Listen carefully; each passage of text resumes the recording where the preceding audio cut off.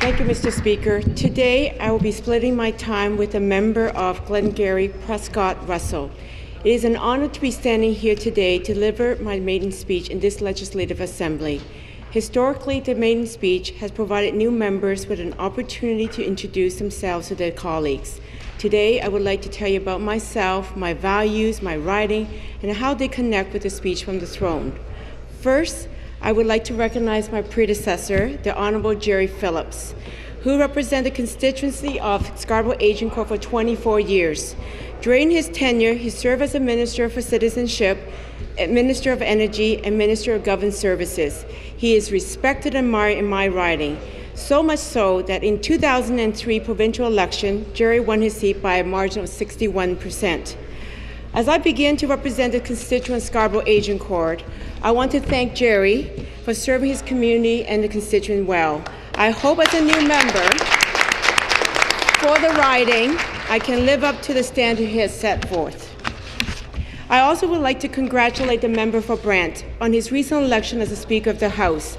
I know the Speaker will use his past experience as an educator and in this House to ensure that we conduct our business in a respectful manner. Every day we are visited by schools, youth groups, and choirs. Young people look to us to lead by example. I hope all members here will continue to commit to uphold these obligations. I want to acknowledge my riding association and executive members who are here today. They're a dedicated group of individuals who continue to work hard for our community. I also want to thank the riding at the residents of Scarborough-Agincourt who have trusted me to represent them and have expressed their confidence in the Liberal Party's vision for Ontario. I also want to thank all the young people who have worked on my campaign, young people like Thorani, Victor, Jenny, George, and Akil. These young people and many others were the lifeblood of my election campaign, and they will be lifeblood of our province. Today, we got to know the people of Scarborough-Agincourt, their struggles, challenges, the joys, and the prides. And because of their help and inspiration, when I speak in this House, I speak on all those residents of Scarborough-Agincourt, and it is an honor to do so. With this in mind, I must pass on a story that I heard many times while knocking on doors and talking with the seniors. The seniors in my riding want to live an independent life at homes for as long as they can. I'm very pleased that our government has taken a leadership role in ensuring our seniors can stay at home through the home renovation tax credit. Mr. Speaker, I'm an immigrant, a registered nurse, and an educator. To my knowledge, I'm the first female Chinese-Canadian MPP in this House.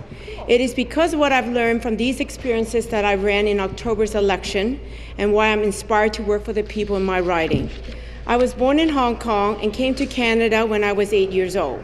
My parents faced many challenges, such as learning a new language and adapting a new way of life.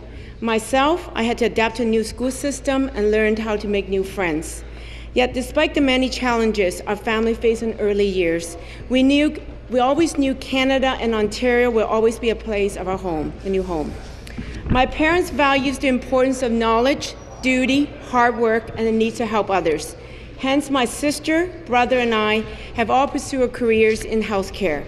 I'm here today because my parents have pushed me to learn, but I'm also here today because of our public school education system provided me with opportunities to learn and to grow. In my high school years, I was the first female student council president and yearbook editor. I had also had great high school teachers who encouraged and challenged me with many ideas and thought process. During my undergraduate days as a nursing student, I saw the challenges of many vulnerable patients and their families. I learned very early in nursing school of the need to advocate for children, youth, seniors, women, and new Canadians. What I learned is that education is a key social determinant of health for success and most importantly for opportunity, and it is a central element of improving the lives of our new Canadians. It is with this in mind that I tell you that Scarborough-Agincourt is home of some of the best public schools in Ontario, schools that support many students from Canadian families who are new to this country. Recently, the Minister of Health and Long-Term Care joined me in a visit to David Lewis Public School in my riding. Many of the students that attend David Lewis come from parents who are new Canadians. Many of the families face financial challenges, and many of them are learning English as a second language. Yet with leadership and guidance of the school principal, Karen Peach, who is with us today, Karen, David Lewis has been recognized consistently for his student success. Recently, the school received the Dr. Betty M. Stevenson Recognition of Achievement Awards for his work in improving student learning experience. There are many other great schools just like David Lewis. For example, the Agincourt Collegiate Institute, which will be celebrating its 100th anniversary in 2015. There's Kennedy Public School, which for the past 7 years has been recognized and distinguished by the Fraser Institute for excelling in academic performance.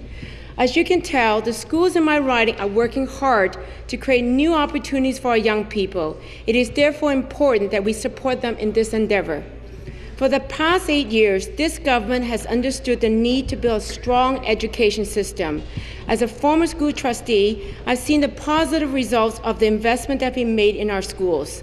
For example, we know that when kids eat healthy, they will have better learning experience and will therefore have a better chance to succeed. That's why I'm very proud to see this government pass the Healthy Food, Healthy Schools Act. The throne speech knows that this government will continue to invest in our education system. 250,000 Ontario 4- and 5-year-olds will enroll in full-day kindergarten by 2014. Our government is creating 60,000 new spaces in our colleges and universities so our Ontario students who want to go to colleges or university can do so.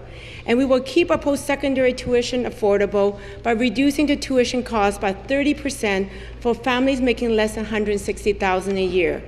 With these investments in education, we will ensure our students will be a part of the strongest and most educated workforce and will strengthen our economy. Yet, Mr. Speaker, my riding is not just known for its great schools. In fact, like all ridings in our great province, my riding has great stories. What began as a farming community later developed as railways were constructed. Now, because of builders like Jean Kennedy Campbell, a matriarch of Scarborough Agincourt who is here with us today, the riding has developed into a supportive and vibrant community. My riding is home to many green spaces, such as Agincourt Community Centre, Stephen Leacock Community Centre, Lamoureux Community Centre, and the Tam O'Shanter Golf Course. It is home to green eco-school like the Dr. Norman Bethune Collegiate, which was one of the first high school in Toronto to receive the Platinum Eco-School certification.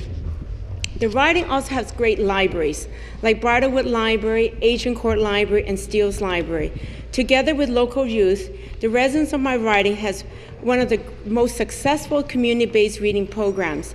On Saturdays, you will find me participating in our reading programs in one of our great libraries.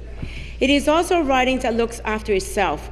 For many years, Agincourt Community Services Association has assisted those most in need by providing the food banks, job fairs, and outreach. Yet, the most important aspect of my riding is its diversity. My riding has young people, seniors, Chinese, South Asian, Koreans, Japanese, Tamils, Muslims, many new Canadians. That's what's great about Scarborough Agincourt. At a time when countries like United Kingdom and Germany have called multiculturalism a failure, my riding, like so many others in Canada, have shown that we can move forward together to build a strong community that respects and embraces diversity. I think that's an important lesson here for us as a member of the Legislative Assembly. We have enormous challenges ahead of us, an uncertain global economy and climate change, to name a few. These challenges can only be met if we in this House move forward together, provide strong examples for our citizens to do the same. Together, Scarborough Agincourt has built a strong community, and I know we can do the same to build a stronger Ontario.